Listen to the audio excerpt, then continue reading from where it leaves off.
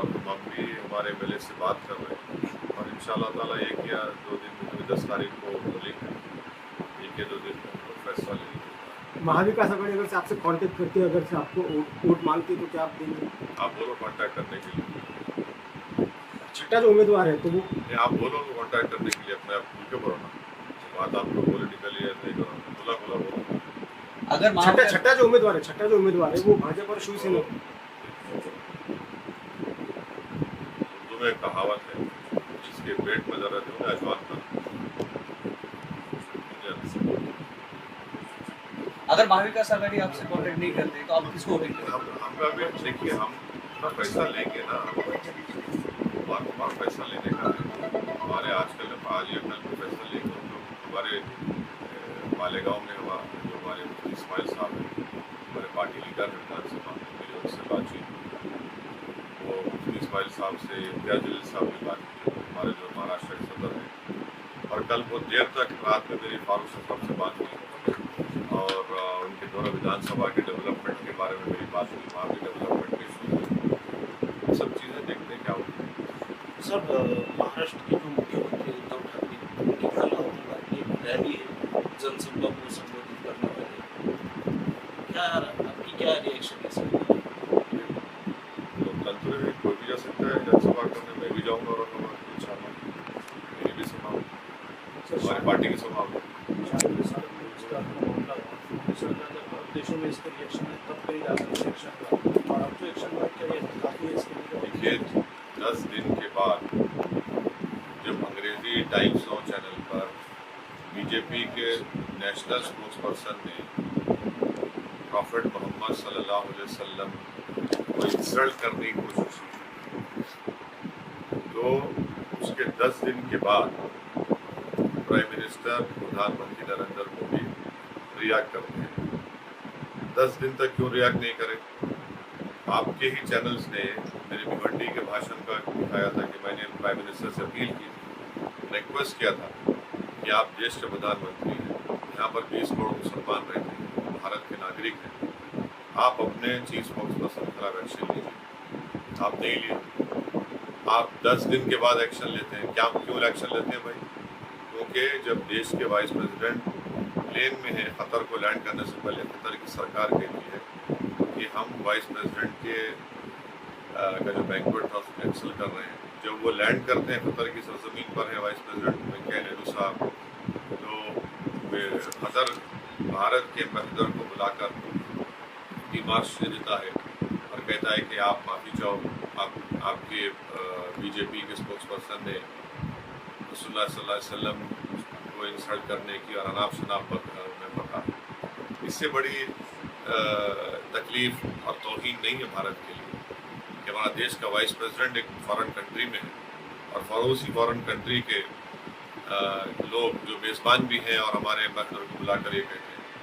जब तक 16-17 ममालिक ने इस पर अपना रिएक्शन दिया है, तो देश के प्रधानमंत्री को समझने की ज़रूरत है कि आपकी सरकार, आपकी पार्टी खुद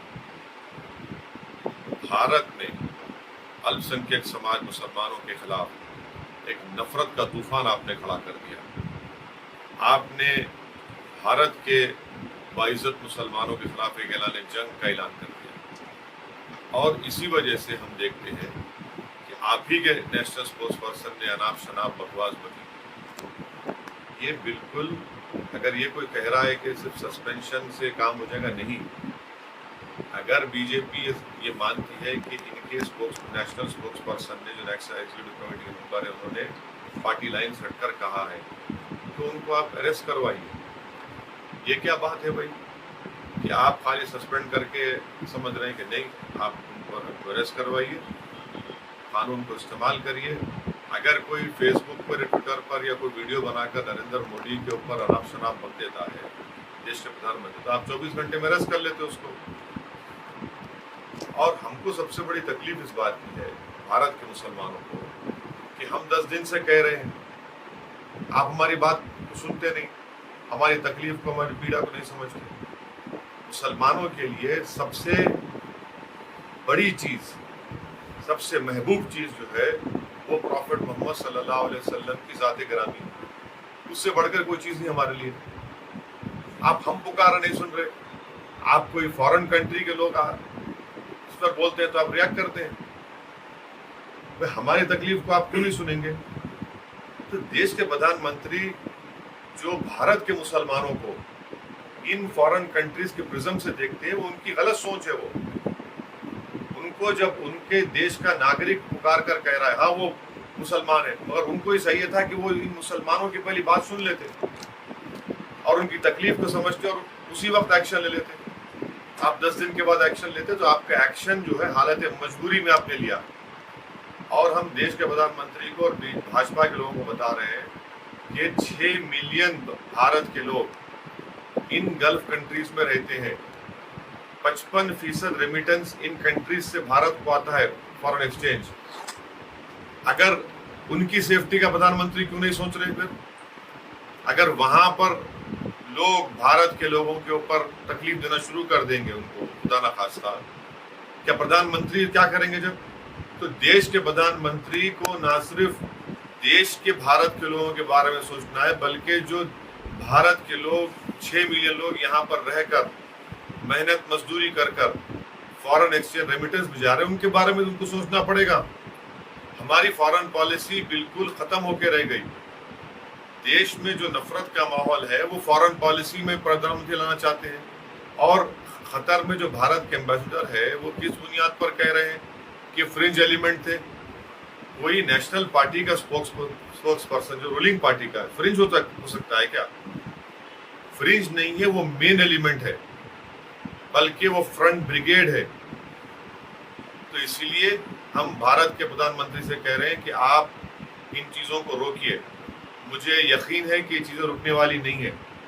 फिर आप देखेंगे बैक टू बिजनेस जो बोलते हैं 8-10 दिन के बाद फिर शुरू हो जाएंगे। आए दिन रसूलुल्लाह सल्लल्लाहु अलैहि वसल्लम को इंसल्ट करने की कोशिश, ख्वाजा अजमेरी, सुल्तान हिंद ख्वाजा गरीब नवाज की शान के बारे में इंसल्ट करने की कोशिश करते हैं, अनाप शनाप बकते हैं, मुसलमानों को आए दिन गालियां देते हैं, इस्लाम को गालियां देते हैं। ये क्या हो रहा है? फिर ये इसको रोकना चाहिए देश के प्रधानमंत्री को, और उनकी पहली जिम्मेदारी है कि इसका नोट लेना। राजा सिंह ने इसी सिलसिले में बयान दिया है, होना चाहिए, यहाँ पर भी कंप्लेन किया नांदेड़ में। और मोहन भागवत जी ने एक बयान दिया था कि हर मस्जिद के आगे नीचे ऐसे मंदिरों के अवशेष और मत तलाश करो, कुछ ऐसे बिल के सब ड्रामा है ये थोड़ी। मोहन भागवत का ये जो पिटिशनर्स गए ज्ञानवापी में, मथुरा में, क्या इनका ताल्लुक आरएसएस से नहीं है? इनका ताल्लुक आरएसएस से है। बजरंग दल बनाई गई 1984 में 3 मकसद के लिए, राम मंदिर के लिए, काशी के लिए और मथुरा के लिए। ये पिटिशनर्स को रोकिए ना फिर आप। ये तो आपके बंदे हैं पूरे, आप ही के आइडियोलॉजी के लोग हैं पूरे ये लोग। ये क्या बात है कि आप ये बोल रहे हैं कि अरे आपके पार्टी के लोग स्टेटमेंट दे रहे हैं। तेलंगाना का आपका बीजेपी का सदर कह रहा है कि मस्जिद खोदो, हर मस्जिद खोदना पड़ेगा, उसमें क्या करेंगे आप? और मोहन भागवत साहब बार बार ये कहते हैं कि मुसलमानों के पूर्वज हिंदू थे। आपको कैसे मालूम भाई? अगर आपको मालूम तो फिर क्या मोहन भागवत के पूर्वज बुद्धिस्ट थे क्या, जिनको जबरन फोर्सिबली मजहब तब्दील कर दिया गया उनका? बार बार कह रहा हूं, भारत बना जो पूरा बड़े सगीर है, जो मौजूदा इंडिया, पाकिस्तान, बांग्लादेश, अफगानिस्तान, बर्मा, भूटान, नेपाल है, इन सब इलाकों में प्रूवन हो चुका है कि 65,000 साल पहले अफ्रीका से लोग आए थे, फिर 50,000 साल पहले ईरान से किसान आए, फिर सेंट्रल एशिया, ईस्ट एशिया से आए, तो ये बना पूरा। ये क्या बात है? आप बार बार इस तरह के अनाप शनाप गुफ्तगू करते हैं। वो साहब मुसलमानों को सियासी तौर पर मुस्तहकम बनाना चाहते हैं। इस सिलसिले में आपको बंगाल का निर्देशन मिला, बिहार और यूपी में, लेकिन कोई खाते साथ 2 रियासतों में तो आपको कामयाबी नहीं मिली। अब गुजरात में भी आप जा रहे हैं, तो कहीं आप समझाने में कम पड़ रहे हैं या मुसलमान इस स्ट्रेटेजी पे? नहीं, देखिए जमहूरियत है, आवाम को इख्तियार है कि किसको वोट दें या ना दें, उनका फैसला है, हम उस फैसले को कबूल करते आए। जहाँ तक यूपी का मामला है, अब आप बताइए, यूपी का मुसलमान आप जाकर पूछे, ठगा महसूस कर रहे हैं अपने आप को? इतने बड़े बड़े फसादात, इतने बड़े वाक़यात हो रहे हैं। समाजवादी पार्टी को मुसलमानों ने झोली भर भर कर खैरात के तौर पर वोट दिया। एक लफ्ज़ नहीं बोलते ज्ञानवापी के ऊपर, मथुरा के ऊपर, खुद उनके एक पार्टी का विधायक है, जिस मुसलमान है, पेट्रोल पंप का उनका तोड़ दिया गया, उस पर जबान नहीं खोलते। कानपुर में गड़बड़ हो गई, आप उस पर कोई तबसरा नहीं करते। आपके बदायूं में एक जगह, एक मुकाम पर एक मुस्लिम लड़के को पुलिस वाले मारकर उसके रेक्टम में लकड़ी डाल देते हैं, आप कुछ नहीं बोलते।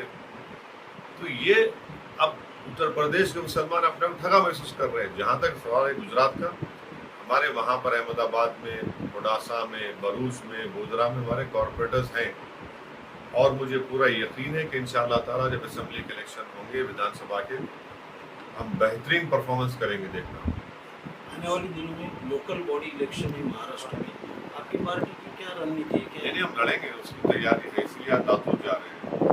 फिर हम महाराष्ट्र के हमारा टूर होगा, हमारी पार्टी एक्टिव हो चुकी है, तो इसलिए हम तैयारी कर रहे हैं, और हमारी पार्टी के पूरे मेंबर्स एक्टिवली काम कर रहे हैं उसके।